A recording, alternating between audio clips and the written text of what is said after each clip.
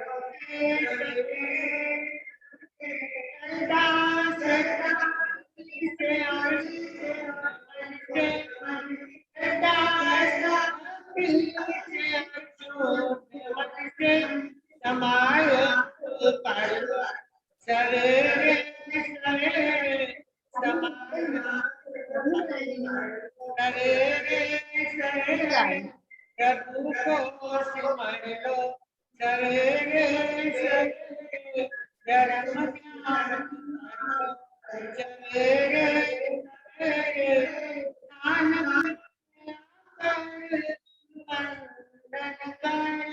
स्थानक में आकर गुरुवंदन कर कथान सुन लो सवेरे सवेरे वचन सुन लो सवेरे सवेरे प्रभु को सिमर लो सवेरे सवेरे धर्म ध्यान कर दो सवेरे सवेरे राम मुनि कहे जो मिले उससे राम मुनि कहे जो मिले उससे जय जिनेन्द्र बोलिए सवेरे सवेरे जय जिनेन्द्र बोलिए सवेरे सवेरे धर्म ध्यान कर दो सवेरे सवेरे प्रभु को सिमर लो सवेरे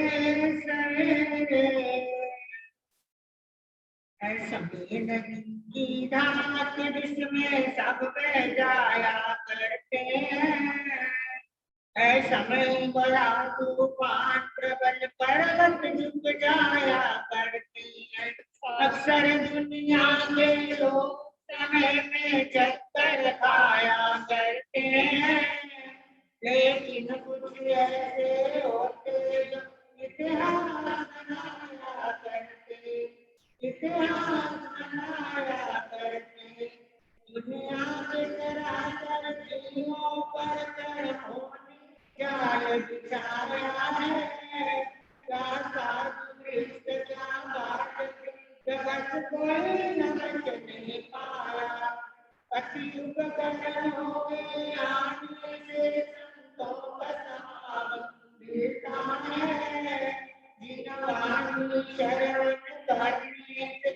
सुख जन्म मरण का मिटता है सुख जन्म मरण का मिटता है ये जीवन है अनमोल इसे जो व्यर्थ गवाए करते हैं अपना कर्तव्य पूरा करके पीछे पछताया जो धर्म की बातें हैं अपना सच्चा सुख पाया करते हैं, सचेत जीवन को सफल बनाया करते हैं, वो सफल बनाया करते हैं। सूरज पान चरणों में जो शीश झुकाया करते हैं, भगवान की भक्ति में अपना मन खूब लगाया करते हैं। श्रद्धा की जोत जगा करके जो ध्यान लगाया करते हैं, नर से नारायण होकर के इतिहास बनाया करते हैं, इतिहास बनाया करते हैं। ज्ञान के पिता राग देश देता शर्मन भगवान महाविद्य चरणों में वंदन, मुनि जी महाराज के चरणों में निकटों के बाद से वंदना नमस्कार करती ही आप सब में विराजित सुख एंड सुख आत्मदेव को मेरा वंदन स्वीकार हो। चर्चा चल रही है आपके समक्ष, संकित की चर्चा, संकित की यात्रा, बाहर से सब की तरफ, बाहर से भीतर की तरफ, मिथ्यास से संकित की तरफ। इस यात्रा में आप सुन रहे हैं, दिल बड़ा करना चाहिए, दिमाग ठंडा रखना चाहिए, जबान बोली मधुर हो, शब्दों का चयन पॉजिटिव हो, नेगेटिविटी को बाहर निकालने और अपने घर को आनंदमय बनाए। सहने की शक्ति होनी चाहिए, अगर कह सकते हो तो सहना ही चाहिए। अधिकार और कर्तव्य बराबर बराबर नहीं चलते हैं, ओनली अधिकार ओनली कर्तव्य। एक पहिया खराब हो, एक पहिया चले तो आपकी गाड़ी नहीं चलेगी। इसलिए कहते हैं जुबान अच्छी तो सब कुछ अच्छा। वाणी के सदुपयोग से घर को आनंदवन बनाए, नंदनवन बनाए। ऐसी चर्चा चल रही है, माँ बाप अपना पेट काट कर बच्चे के लिए सब कुछ करते हैं। जब पढ़ लिख कर अच्छी जॉब लग जाती है, जैसे जॉब लगी, बच्चा घर में आया, माँ बाप को प्रणाम करा, आप ही के कारण आज मैं पढ़ा लिखा विद्वान बना और बड़ी अच्छी कंपनी में मेरी जॉब लग गई। ये पिताजी आपके आशीर्वाद का ही पात्र। माँ बाप भी खुश हो जाते हैं कि अच्छे संस्कार दिए और उनका आज ये परिणाम। जैसे उसने आकर आशीर्वाद लिया, पिता का मन खिल गया, माता भी बहुत खुश हुई, चलो हमारा पैसा वेस्ट नहीं गया। और अगर कोई बच्चा कहता पढ़ाई तो मैंने की है, आपने क्या किया, वो तो आपका फर्ज था, आपने पैदा किया, आपने आपको संभालना ही था हमें, तो ऐसे शब्दों से माँ बाप को ठेस लग जाती है। संस्कार अच्छे दिए हों तो बच्चे वैसे ही बढ़ते हैं, आगे बढ़ने का आशीर्वाद अपने माँ बाप लोगों से प्राप्त करते। अगर कोई बच्चा है उसका पढ़ने में मन कम है, आप हर वक्त उसको नेगेटिविटी ना देते, ये ना कहें, सबके सामने ना कहें ये तो पढ़ता ही नहीं है, इसके ऊपर तो इतना खर्च कर दिया, ट्यूशन भी लगा दी। पर अगर आप उसको कहेंगे कि नहीं सब हो जाएगा, ठीक रहेगा, जब एक आदमी अच्छी अच्छी बातें उसको कहेगा तो उसके दिमाग में वैसे आ जाएगा। और उसका जो साथ है, जो संगी साथी है, वो आप चेक करते रहें कि ऐसे वैसे बच्चे उसका साथी ना। अगर उसके साथी अच्छे रहेंगे, पढ़े लिखे बच्चे, संस्कारित बच्चे रहेंगे, उसमें भी वो भावना और उसका मत कीजिए, हमेशा पॉजिटिव कीजिए। इस बार आगे बढ़ना है, अपना और मेहनत करिए तो आप भी अच्छे नंबर लेकर पास हो जाएंगे, तो आपको ये इनाम दिया जाएगा। घड़ी तभी जब हम कहते थे कि आप फर्स्ट डिवीजन लेके आओगे तो आपको घड़ी मिलेगी। आजकल के बच्चों को मोबाइल चाहिए, हमने जो वो भी जब दूसरे को चाहिए तो उसकी उतरी उसको, उसका कपड़ा पहना हुआ दूसरे को मिल गया, कोई फेंकता नहीं था, पहले ऐसे ही चलता था। आजकल तो कहीं भी कोई फंक्शन आ जाए बच्चों के पास कोई कपड़ा ही नहीं, एक एक आधा जो पोशाक होती थी वो बाहर के लिए रखी जाती थी, वैसे तो बाहर जाना होता ही नहीं था, अपने घरों में लोग ज्यादा रहते थे। पर आजकल सिस्टम सारा चेंज हो गया है, मैचिंग का सिस्टम आ गया, ये चाहिए वो चाहिए, खर्चे बढ़ गए, बच्चे घट गए। पहले बच्चे इतने इतने होते थे और एक बाप कमाता था, सारा परिवार खाता था, अब सारा परिवार कमाता है फिर भी पूर्णता पूरी नहीं है ही नहीं, है ही नहीं।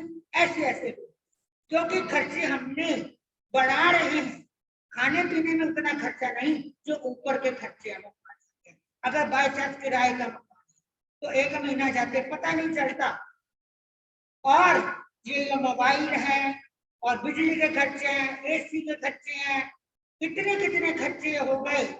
पहले प्रेस कितने करे हुए कपड़े ही कोई नहीं पहनता था, कहीं बाहर जाना, पार्टी में जाना, कोई फंक्शन आ गया तो पहनता था, और आजकल तो जो घर में पहनने वाले नाइट सूट है वो भी प्रेस होते हैं, बच्चा भी नहीं पहनता है।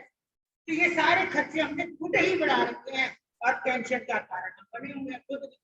ऐसे ही मीठी जुबान से जो है वो परिवार को मिला देती है, कड़वी जुबान परिवार के जो आदमी है, बंदे हैं, सब हैं, उनको बिखेर देती है। इसलिए अपनी जबान को बढ़िया रखेंगे तो सारा जो है अपना घर का जो सारा वातावरण है वो शुद्ध होता चला जाएगा। अगर हम कहने की शक्ति रखते हैं तो सहने की शक्ति रखें, तो ऐसे आप सबको स्मार्टफोन चाहिए, स्मार्ट होम चाहिए, और क्या बहुत बहुत बढ़िया बढ़िया अच्छी कंपनी की कपड़े चाहिए। तो ऐसे तो कान नहीं ढकना है ना, क्या बात है, वेस्टेज नहीं करनी चाहिए। अगर हम एक दूसरे के साथ ऐसे परिवार के साथ मिलकर रहेंगे तो हमारा घर सुंदर मन बन जाएगा और आपकी फैमिली भी स्मार्ट बन जाएगी, आपका होम भी स्मार्ट बन जाएगा। अगर जो आदमी है दुकान से आता है, कई बार होता है भोजन ना ठीक बने, आया आज भोजन ठीक नहीं बना, जो औरत की जबान वो लंबी थी, नहीं ठीक बना तो होटल में जाके खा लो, किसी और मीट साहब को ले आओ। तो ऐसी बातें होंगी तो क्या उसको भोजन जो पहले भी ठीक बना वो और भी नहीं ठीक बना, और वो क्या करेगा, फेंक के मारेगा, खाने तो ही ऐसा भोजन।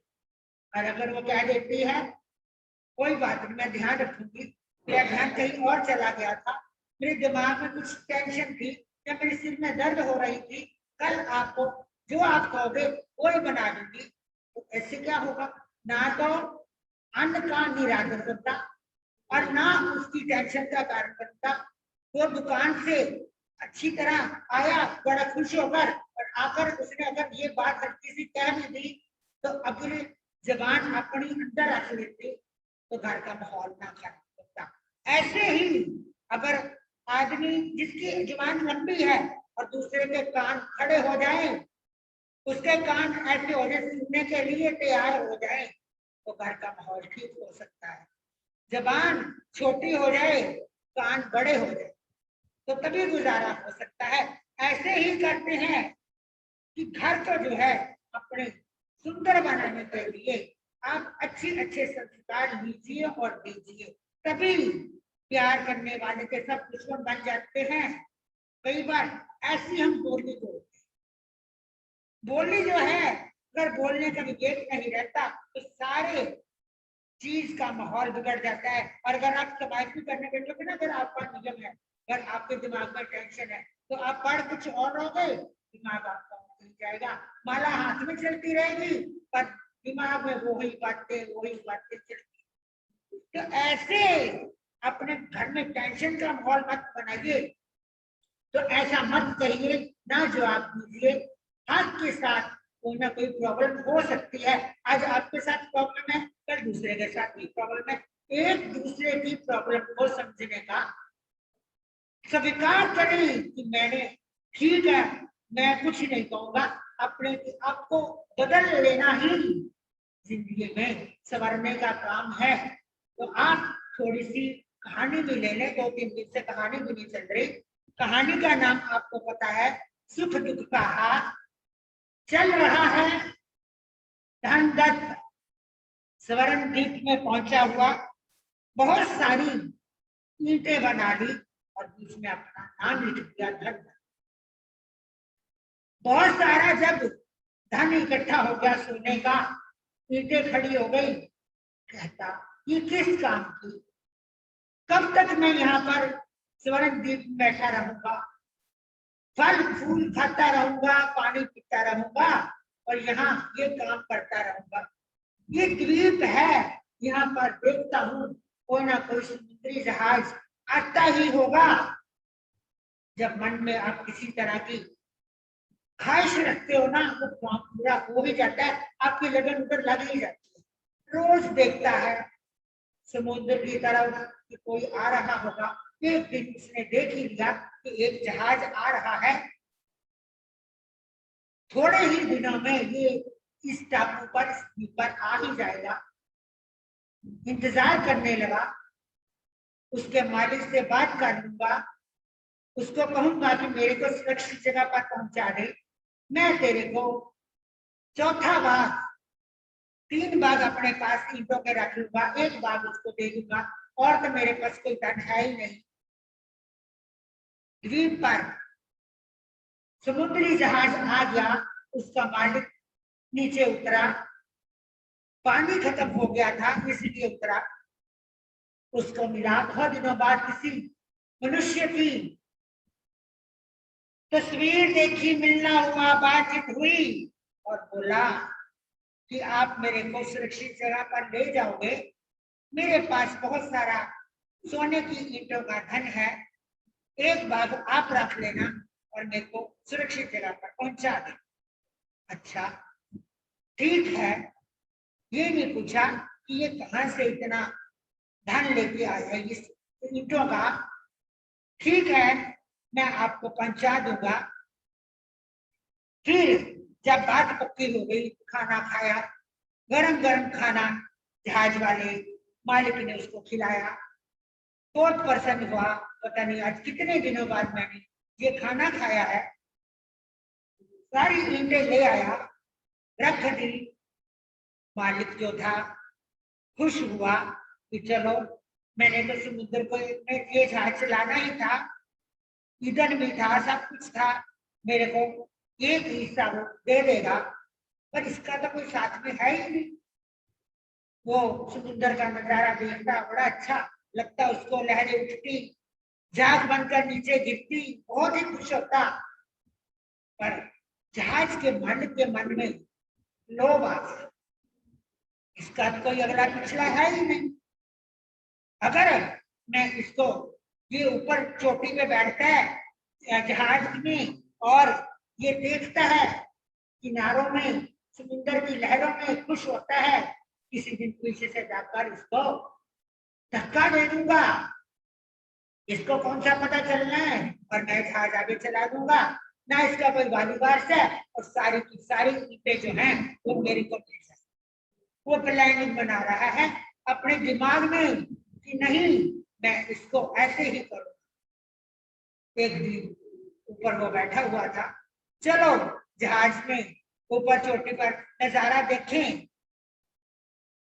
एक बार ऐसा हुआ कि वो उसने रिंग डाली हुई थी, वो थोड़ी सी ऐसे ऐसे आदमी करते रहते हैं, हिलाते रहते हैं, वो थोड़ी सी उसकी चोटी के पास गिरी, उसको मौका मिल गया। जैसे वो झुका, उसने धक्का दे दिया। अब ना रहा बांस ना बजेगी बांसुरी, गया वो समुद्री लहरों में। और जहाज का मालिक अपना जहाज लेकर आगे आगे चल पड़ा। अब वो कैसे, उसका क्या होगा, समुद्र से कैसे वो बाहर आएगा, तो आपको फिर आगे सुनाऊंगी। अब टाइम हो गया। ओम शांति शांति ओम। बड़े मार साहब अपने आपको हरिहंतों को नमस्कार, हरिहंतों को नमस्कार, समसीतों को नमस्कार, समसीतों को आचार्यों को नमस्कार, आचार्यों को नमस्कार, उपाध्यायों को नमस्कार, उपाध्यायों जग में जितने साधु गण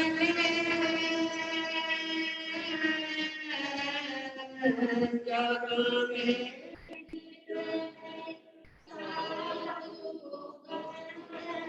उन्हें सबको वंदना बार बार, नमस्कार,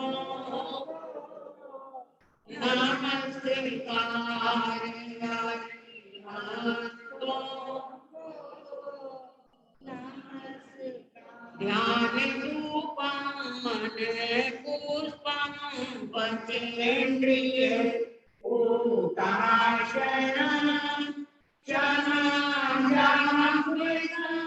संतोष पूजा पूजो देव निरंजनम मुक्तिदाता परम दाता दीन ज्ञानी दया करो जगत वंदन महावीर जिनेश्वरम दत्तमान जिनेश्वरम। आचार्य गुरु के मंगलमय आशीर्वाद, गुरुदेव की कृपा से आपकी पंजाबी बाग ऐसे जनसभा के तत्वाधान में बहुत भक्ति की आचार्य मानकों की चर्चाएं चल रही है। जीवन में किस प्रकार जीना और जीने के साथ किस प्रकार के संस्कारों को पाना और उन संस्कारों से कैसे घर परिवार को सुखी रखना, ये सब चर्चाएं आप हमारे डॉक्टर स्वाति पिंकी जी महाराज से सुन रहे हैं।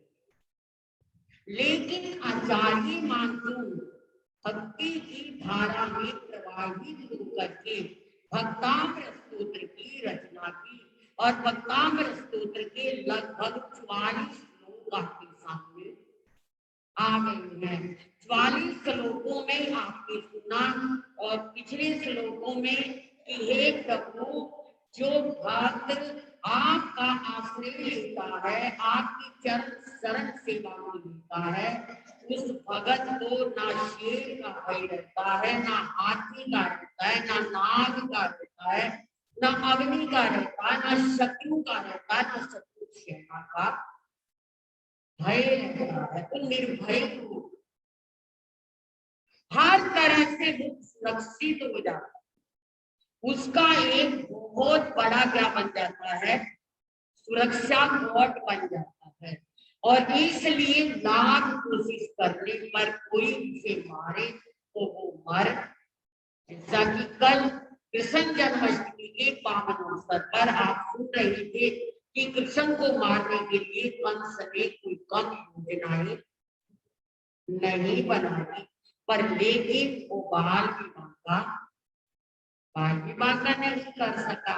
ऐसे ही आचार्य मानकों फरमा रहे हैं, जिस हृदय में प्रभु आपकी भक्ति है, वहां तो बड़े से बड़े कष्ट आकर भी क्या हो जाते हैं, चले जाते।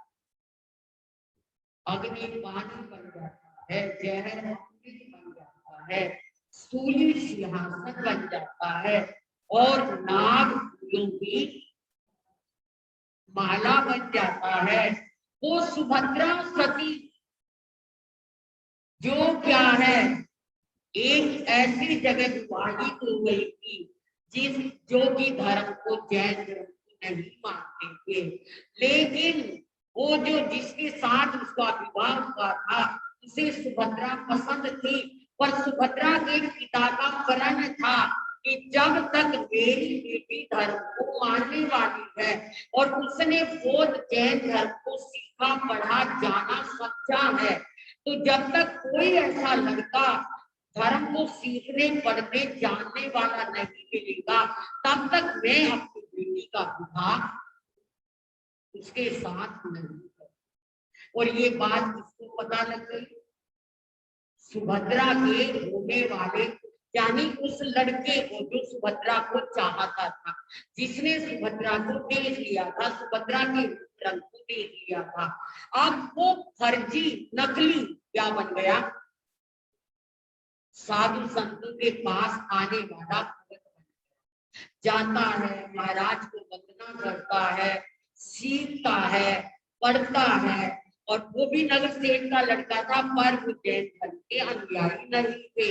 और जब वो इस तरह परिपक्व हो गया, तो एक दिन उसको महाराज के पास आते जाते सुभद्रा के पिता ने देख लिया। उसका तो प्रण था कि कोई अच्छा गुरु भगत लड़का मुझे मिल गया तो मैं अपनी बेटी का विवाह कर दूंगा, ताकि मेरी बेटी का धर्म क्या होता रहे, बरकरार बना रहे, सुरक्षित बना रहे, उस बेचारे को कोई दिक्कत ना आए।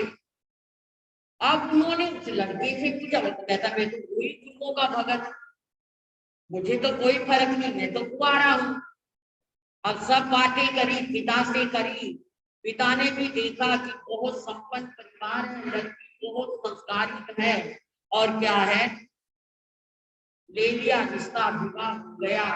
जैसे ही सुभद्रा विवाह होकर के गई, चंपा नगरी की कहानी है, वहां की चंपा नगरी की, जैसे ही सुभद्रा का विवाह हुआ और विवाहित होते ही गई, जाते ही सबसे पहले ऑर्डर हो गया कि अपना ये धर्म कर्म सब क्या है भूल जा, यहाँ ये पट्टी बट्टी नहीं चलेगी तेरी, हम लोग कोई धर्म तो नहीं मानते। माता जी, आपके बेटे ने तो कहा था कि मैं तो पक्का हूं इस धर्म को मानने वाला। बेटे ने भी कह दिया, तेरे लिए शादी करने के लिए मैंने ये सब कहानी ढोंग रचाया था, मैं नहीं मानता, मैं नहीं पसंद करता। आज भी हमें बहुत लोग ऐसे मिल जाते हैं कि महाराज जैन धर्म को मानना बहुत मुश्किल है, और कई तो इतने कट्टर मिल जाते हैं कि हम तो अपनी बेटी नहीं देंगे महाराज, वहां तो करती रहना पड़ता है, वहां तो ये नियम करने पड़ते हैं। बहुत लोग ऐसे कह देते हैं क्योंकि उन्हें धर्म का क्या नहीं है, ज्ञान नहीं है, उनकी गलती नहीं, उन्हें धर्म का पता ही नहीं है। अब बहुत पाबंदी लग गई, बहुत रोती है सुभद्रा, ये क्या हो गया, मेरा तो ये रात की खाने का नियम है, मेरा तो समय का भी नियम है, मेरा तो क्या दर्शन का भी नियम है, मेरे तो सारे नियम क्या हो गए। पर क्या करूं, जिसके घर आ गई, अब जैसा उनका है मुझे वैसा ही, लड़की हूं ना तो मुझे वैसा ही करना पड़ेगा। अब मन मार कर बेचारी रहती है, कई दिन बीत गए, महीने बीत गए, साल बीत, एक दिन पीछे से सुभद्रा को जानने वाले मुनि थे, जो कुंवारी को जानते थे, जिन्होंने इसे धर्म कर सिखाया था, वो भी क्या है, उन्हें पता लगा कि सुभद्रा कहाँ है, यही शादी हुई है, पूछ पाछ के उसके घर की तरफ आ गए। लेकिन वो प्रतिमाधारी साधु, वो क्या थे, प्रतिमाधारी साधु, जिन कल्पी, क्या बोलते हैं उन्हें, जिन कल्पी बोलते हैं, वो है तो यही हम जैसे, पर वो कल्प करते हैं। कल्प में क्या, अगर आंख में टीका पड़ जाए, क्या हो जाए, आंख में टीका पड़ जाए, पाँव में कांटा लग जाए, कुछ भी हो, हम उसे क्या नहीं करेंगे, निकालेंगे नहीं। और अगर नगर में ये पता लग जाए कि ये चीज कल्पी संत है, तो हम अगले दिन वहां से बिहार कर जाएंगे, ताकि हमारा जो कल्पी हो पलता रहे। पंचमारे में ये नहीं, पंचमारे में जिन कल्प साधु की कोई धारणा नहीं है। एक दिन वो संत जिन कल्पी संत आ गए और उनकी आंख में क्या डला हुआ था, टीका डला हुआ था, और बुरी तरह आंख सूजी हुई थी, और आंख से क्या गिर रहा था, पानी गिर रहा था। अब जैसे ही वो सुभद्रा के यहाँ आए, भक्ति तो थे ही सुभद्रा की, संस्कार भी थे, भावना भी थी, और गुरु के प्रति क्या था, लगन भी थी। अब जैसे ही महाराज को देखा और वंदन नमन करके चेहरे को जब देखा कि कौन है, तो उसने उनकी आंख को सूजी हुई देख लिया, और आंख में पड़ा हुआ टीका भी देख लिया।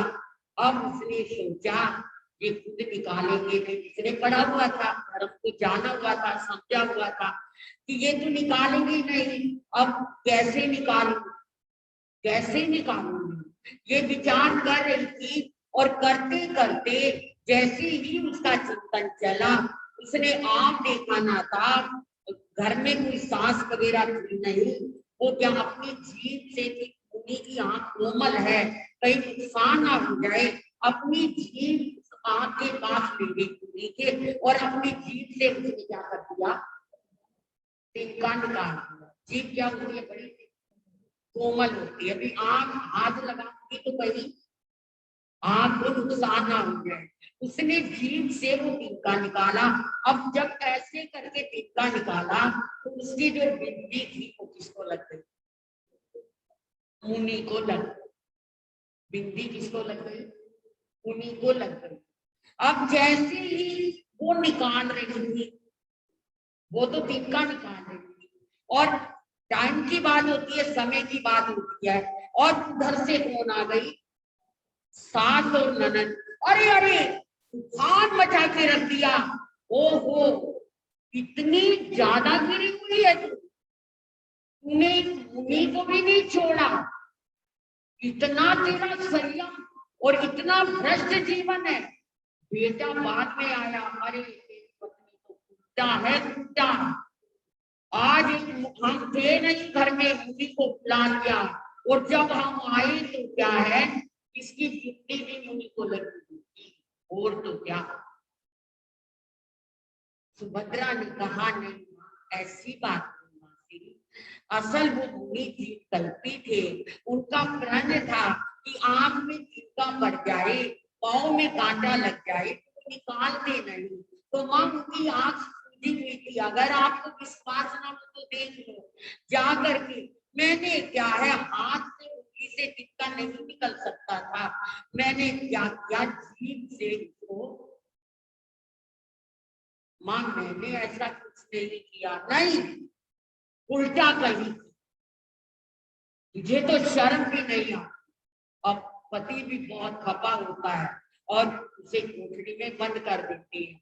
कई दिन बीत जाते हैं, सुभद्रा भूखी प्यासी है, देवी को याद कर रही है, माँ मैंने कोई गलत काम नहीं किया, मेरे जो पिता मिले नहीं, मैंने उनका चेहरा भी नहीं देखा, मैंने उनके कष्ट का निवारण किया, हे माँ ये सब कैसे होगा, कैसे बनेगा। क्योंकि आपको पता होना चाहिए हर जैन को हमारे कितने भगवान हैं, कितने भगवान, 24 भगवान हैं। जिन शासन में 24 हमारे क्या है, ध्यान से सुनना इसका, 24 तीर्थंकर है, और 24 तीर्थंकरों के क्या है, 24 ही देव और 24 ही देवियां क्या है, रक्षक। शासन, शासन के 24 देव और 24 देवियां ही रक्षक है। मान लो जैसे भगवान महावीर, जैसे भगवान पार्श्वनाथ, जैसे भगवान ऋषभदेव। ऋषभदेव की शासन की रक्षक देवी कौन पता है किसी को? मैं बोलूंगी तो आपको झट याद आ जाए। माता चक्रेश्वरी देवी, इनके शासन की है। ऋषभ देव भगवान के शासन की रक्षिका देवी है कौन? चक्रेश्वरी देवी और चक्रेश देवी। ऐसे ही क्या है, भगवान पार्श्वनाथ के शासन की देवी कौन है? पद्मावती, रक्षक देवी। और देव कौन है? धरती। भगवान महावीर का तो नहीं पता है। शासन देवी सिद्धायिका। भगवान महावीर के शासन की देवी का क्या नाम है? सिद्धायिका देवी। यानी 24 भगवानों के 24 देव और 24 देवियां जिन शासन की क्या करती हैं? रक्षा करती। और जब कोई कष्ट भक्तों पे आता है तो सिमरन पार्श्वनाथ का किया जाता है और रक्षा कौन आगे करती है? पद्मावती। रक्षा कौन करती है? पद्मावती। जाप ऋषभदेव का किया जाता है और रक्षक बनती है चक्रेश्वरी माँ। जाप महावीर का किया जाता है और रक्षिका बनती है सिद्धायिका। आज श्री मंदिर स्वामी भगवान जो कि महाविधि क्षेत्र में 20 बेहरमान, बेहरमान का अर्थ है विराजमान है, 20 तीर्थंकर जो हर काम में होते हैं, हर समय में होते हैं। महाविधि में क्या है? 20 तीर्थंकर सदा मौजूद रहते और चौथा सदा बना रहता है। तो हमारे सबसे करीब कहे कौन से हैं? सिरमंदर स्वामी भगवान। या सिरमंदर स्वामी भगवान ने जो पहला जन्म था उनका वो भरत क्षेत्र का था। तो भरत क्षेत्र के में ही उन्होंने तीर्थंकर गोत्र का क्या किया था? तीर्थंकर गोत्र नामकरण का बंद किया था। तो इसलिए श्रीमंदर है तो 20 श्रीमंदर स्वामी, मंदर स्वामी, स्वामी, पता नहीं आपने लिखे हुए नाम। हाँ लिखे हैं, लेकिन सबसे अधिक याद किसको किया जाता है? श्रीमंदर स्वामी को। उनका भरत से क्या रहा है? नाता रहा है, संबंध रहा है। तो उनकी भी शासन की देवी है पंचांगी देवी। कौन सी देवी है? पंचांगी देवी है अभी भी। तो कारण क्या है?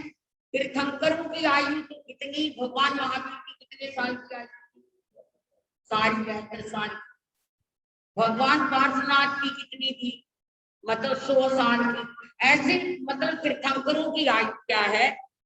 कम कम कम कम। लेकिन जो देव देवियां हैं उनकी आयु तो सालों तक की, पल्लों तक की, और क्या है हजारों वर्षों की आयु होती है। तो तीर्थंकर तो चले जाते हैं मगर शासन की रक्षा कौन करते हैं? देव देवी कर। आपको ये पता होना चाहिए। हम देव देवी के पुजारी नहीं है, हम तो किनके पुजारी हैं? वितराग देव। समझ रहे हैं मेरी बात? हम तो तीर्थंकरों के पुजारी हैं और तीर्थंकरों के धर्म के पुजारी हैं। लेकिन जब किसी भगत पर कष्ट आता है तो तीर्थंकरों की जब हम मान्यता करते हैं, धर्म की जब हम मान्यता करते हैं, तो शासन के देवी देवता रक्षा करने के लिए चले आते। ऐसा नहीं कि आप पद्मावती को मानो और पार्श्वनाथ को ना मानो, तो पद्मावती प्रसन्न नहीं हो। हाँ, आप पार्श्वनाथ को मानते हैं तो पद्मावती सिर के बल आपकी रक्षा के लिए चली आई। लेकिन हम साधु साध्वी को देवी देवता की मान्यता नहीं करते, चाहे पद्मावती धर्मेंद्र संकित देवी देवी है। एक देव मिथ्या दृष्टि होती है और एक देव, जैसे इंसान भी कोई मिथ्या दृष्टि है, कोई सम्यक दृष्टि, तो ऐसे देव देवी भी होते हैं। चाहे ये सम्यक दृष्टि है, पर हमने इनको नहीं मानना। क्यों नहीं मानना? लॉजिक है इसके पीछे। आपकी जानकारी के लिए मैं ये आपको बता रही हूँ, मेरी तो भक्ति की बात चल रही है, लेकिन आपको कुछ नॉलेज बने, आपको खाली प्रवचन देना ही मेरा काम ना रहे, आपको कुछ पता लगे कि हम जैन धर्म के अनुयायी क्यों हैं, और हम जो इधर उधर भटक जाते हैं, तो हमारे धर्म में भी कोई कम शक्तियां नहीं है। मुझे याद है पंडित त्रिलोकचंद जी महाराज बताया करते थे कि एक मौलवी उनके पास आता था, और मौलवी इतना, मतलब नाम था उस मौलवी का, सदर बाजार की तरफ इतना नाम था कि भीड़ लगी रहती थी लोगों की उससे मंत्र तंत्र लेने वाला। एक दिन महाराज ने हंसकर कहा त्रिलोकचंद जी ने, मौलवी जी आप ऐसा क्या देते हो जो लोग लाइन लगाकर आपके पास खड़े रहते? कहते जी महाराज मैं तो आपसे ही सीखा हुआ हूँ, हमसे सीखा हुआ। अब लोग कौन आते मुझे कोई मतलब नहीं, मैंने तो तबीज बना लेना है, क्या है उसके अंदर? कहते जी मैंने तो नौकार मंत्र लिखा हुआ। क्या कहता? मैंने तो तबीज में क्या नौकार मंत्र की पर्ची लिखता हूँ, तबीज में डाल देता हूँ, लोगों को क्या हो जाता है, फायदा हो जाता है। मेरा मतलब कहने का, हमारे धर्म में भी ऐसा कमी नहीं है, और जो जिनको मानते हैं, वितराग को मानते हैं, उनका देवी देवता भी कुछ जुगाड़, ये पक्की श्रद्धा होनी चाहिए हमारे। जैसे कि मानतुंग में थी, तो मैं क्या बता रही थी, आपको ये पता होना चाहिए कि हम देवी देवता को क्यों नहीं मानते। चाहे वो पद्मा मानने को कोई मानता रहे, अब मैं उन्हें कुछ नहीं कह सकती, पर हमें मानना नहीं। क्यों नहीं मानना? क्योंकि वो अव्रती है और हम व्रती। समझिए इस बात।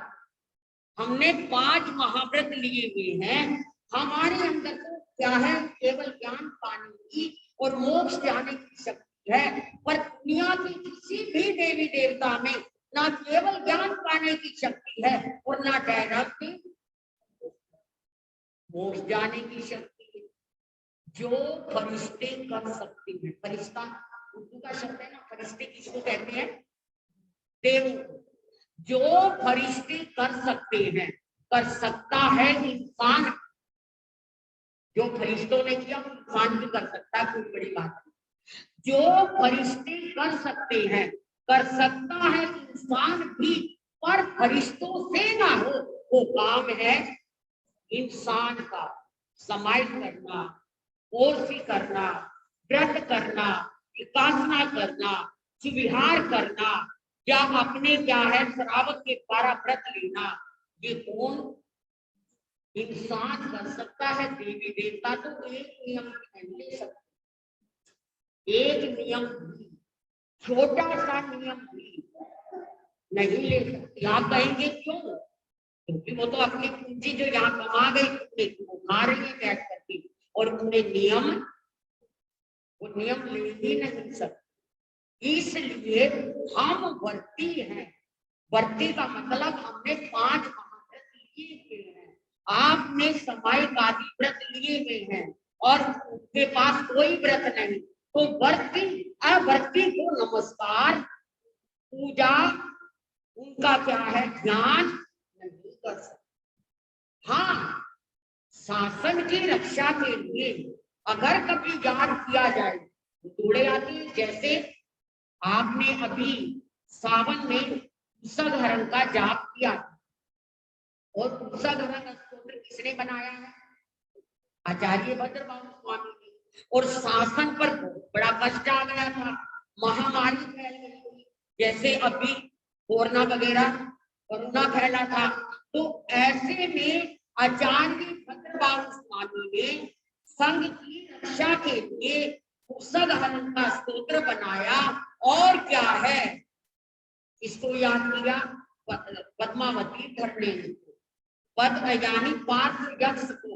और क्या है, कभी तो ऐसा समय भी था भाई, एक बार पुस्तक पढ़ा जाता था, एक बार, और देवता क्या हो जाता था, हाजिर हो जाता था।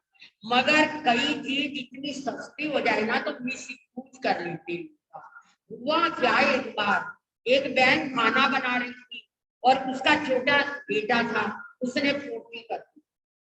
उसने क्या कर दी, पोटी कर दी, समझ गए, टॉयलेट चला गया वो। अब वो खाना बना रही थी बेअकली बहन, अब उसने उसका घर में स्तोत्र पढ़ा, देव हाजिर हो गया, कहती जी मेरे बच्चे का क्या कर दो, पोटी साफ कर। अब देव ने जब ये, देवों को तो वैसे ही यहाँ से 12 कितनी कोस की योजन पे, 4 कोस के योजन पे 12, इतनी बदबू आती है, इतनी बदबू आती है, मृत्यु लोक में देव आने के लिए तैयार ही नहीं होते। और वो तो आचार्य भद्रबाहु स्वामी की रचना थी। देव आया और भद्रबाहु स्वामी के पास गया कि महाराज आपने तो सगरण बना दिया और उसके बस में होके हमें आना पड़ा, पर देखो ना लोगों को कि वो क्या कह रही है, अपने बच्चे की पोटी साफ कर। तो आचार्य भद्रबाहु स्वामी ने कहा नहीं, आज के बाद कोई सगरण स्तोत्र एक बार दो बार पढ़े और गलत काम करे आपको आने की जरूरत नहीं। हाँ, 27 दिन पूरे विधि विधान के साथ इसका जाप किया जाए तो कामना पूरी श्रद्धा से किया जाए तो कामना की फलीभूति होती है। ऐसा लोगों ने हमें बताया है, जिन्होंने किया पूरी शुद्धता के साथ, पवित्रता के साथ, कामता के साथ। तो मैं क्या कह रही थी कि 24 हमारे भगवान हैं और उनके क्या रक्षक शासन के देव और देवियां हैं 48, 24 देवी और 24 देव हैं जो शासन की क्या करती हैं, रक्षा करती है। और कुछ ऐसे देव भी हैं जो एक भगवान, अनुत्तर विमानों के तो है ही 5 अनुत्तर विमानों के, लेकिन उनसे अलग भी कुछ ऐसे देव हैं जो एक भगवान है। उन्हें हम कौन से देव कहते हैं, नहीं पता ना, लोकांतिक देव, लोक अंत कर दिया जिन्होंने, क्या नाम है उनका, कितने हैं वो, कितने हैं, केवल 9, केवल 9 लोकांतिक देव है। तो इन्हीं में ही जो देव आते हैं, लेकिन वो एक भगवान है और उनका नाम क्या है, लोकांतिक, यानी जिन्होंने अपने लोक का मतलब जन्म मरण का एक भगवान वही बनता है। करने वाला व्यक्ति लोकांतिक देव वही बनता है जिसका एक जन्म बाकी रह गया। उनका क्या काम है, काम पता है किसी को, बूढ़े हो गए माला करते करते, पर ये नहीं पता, माला तो करते हैं भगवान की समाज की, पर जानकारी नहीं। और जब तक जानकारी नहीं होगी श्रद्धा कैसे रहेगी, एक गोरी कैसे बनेगा जब तक उसे हीरे और कांच की, एक होता असली हीरा और एक होता है नकली हीरा जिसे जरकन कहते। कई बार असली हीरे की अपेक्षा जरकन में ज्यादा क्या होती है, चमक होती है, पर जोरी पहचान लेता है कि ये असली है या नकली है। आप असली जैन कैसे बनोगे अगर आपको अपनी पहचान जैन धर्म क्या इसका ही पता नहीं। अरे ऐसे ऐसे हुए हमारे, आपको पता है ना, मेरी भावना जितनी लिखी है वो श्रावक ने लिखी है और पूरा जैन धर्म मेरी भावना में समाया है, पूरा जैन।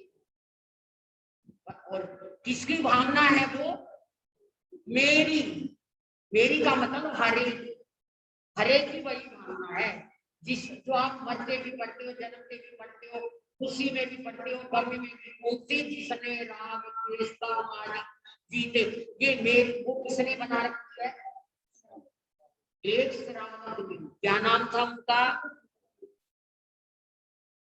हाँ, जुगल किशोर मुखियार, इधर का ही था उत्तरी भारत का, जुगल किशोर मुखियार।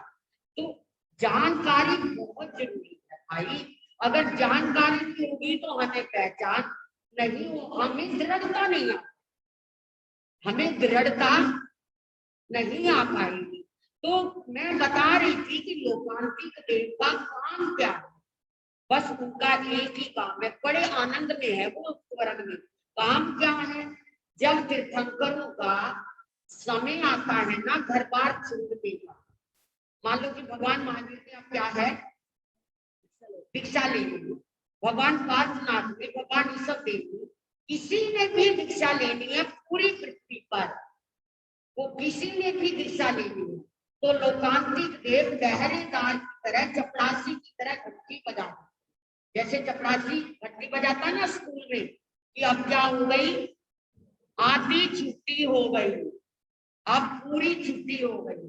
तो लोकांतिक देव हमारे तीर्थंकरों को ये बताते हैं कि प्रभु अब आपका ग्रह त्याग करने का समय आ गया, छोड़िए अब घर बार को और पधारिए, अब क्या है धर्म की रक्षा के लिए पधारिए आप। बस ये काम है किसका? लोकांतिक देव का, एक भवतारी है वो, ऐसे लोकांतिक देव। और तीर्थंकरों को क्या करते हैं, तीर्थंकरों को बताने आते हैं कि प्रभु आपका घर बार छोड़ने का अब समय आ गया। तो ये एक श्रद्धा हमारी कभी जगती है। ये सारी जानकारी किसको थी? सुभद्रा को थी, तो उसने निकाल दिया। अब उसने क्या है, जब घर में उस पर कलंक लग गया तो उसने देवी को याद किया, वो भी उसे पता था, और देवी ने क्या किया, चंपा के चारों दरवाजे बंद कर दिए और आकाशवाणी हो गई कि जो सती सावित्री औरत होगी कच्चे सूत से छलनी को बांधेगी और वो छलनी भर करके पानी की आएगी, छलनी आएगी और वो पानी दरवाजे पर छिड़केगी, दो दरवाजे खुलेंगे, वरना तो चंपा के द्वार बंद रहेंगे। पता है ना इसका? घड़ी अपने समय पर पहुंच गई। और मेरा 45वां श्लोक जो पूरी भक्ति का श्लोक है, और जर्मन में इस श्लोक की बहुत बड़ी मान्यता साइंस और साइंटिफिकों ने की है। ये श्लोक जो मैं आपको बता रही हूँ 45वां, ये बड़ी से बड़ी कैंसर की बीमारी का इलाज भी इसके द्वारा क्या है, कर योगिक। पर लेकिन नहीं, हमने तो वितरागता की साधना करनी है, दुनिया की नहीं। दुनिया की साधना करते करते तो अनेक जन्म गवा, फिर वही जन्म मरण, फिर हमें तो वो काम करना है भाई, हमारा जन्म मरण समाप्त हो गया। तो ये 45वां श्लोक है, कल बताऊंगी, अगर बताने लगी तो फिर घड़ी आगे भाग जाएगी। आइए, आप तो वैसे धीरे धीरे, आपकी तो कौन सी गाड़ी है, धीरे धीरे आते हो, शुक्र है कि भैया जल्दी आ गई थी। जो आके हमें भी सजग करते हैं ना ऊपर महाराज जी, कथा का टाइम हो गया, उन्हें भी दलाली मिलती है, उन्हें भी दलाली मिलती है, जैसे लोग अपनी देवी को। और आपको देखकर हम दौड़े आते हैं कि अरे भाई आगे भागना चाहिए। हम तो खैर आएंगे, हमारी तो ड्यूटी है, हमारी तो दुकान है, हमारा तो बिजनेस है, हमारा तो ऑफिस है, हमने तो आना है। लेकिन आप आ जाए और जल्दी पाँव में क्या आ जाता है, बल आ जाता है। इसी तरह आप लोग यहाँ आ जाओ तो आपके घर में भी जाने को मन रहता है, वो भाई आते हैं, आज आएंगे भी उनके घर जाना चाहिए। जैसे अभी मैं कथा में बैठने लगी तो मैंने सोच कर बैठी कि कथा उठते ही पहले मंत्री के घर जाऊंगी, बाद में ऊपर चल जाऊंगी, क्योंकि वो आते हैं, आते रहे हैं, अब आ नहीं रहे थे तो मंगल पाठ सुनाया, बीमार है इसलिए नहीं आ रहे हैं। तो मतलब कहने का, आओगे तो पता लगेगा, अब जब आओगे नहीं तो आपके घर में मर्जी होता रहेगा। घर में फिर क्या करें? इसलिए आओ, लाभ लो। अब तो प्रदूषण पर आ रही है, जागो, जगाओ, एक दूसरे को गिराओ। बार बार अवसर नहीं मिलता।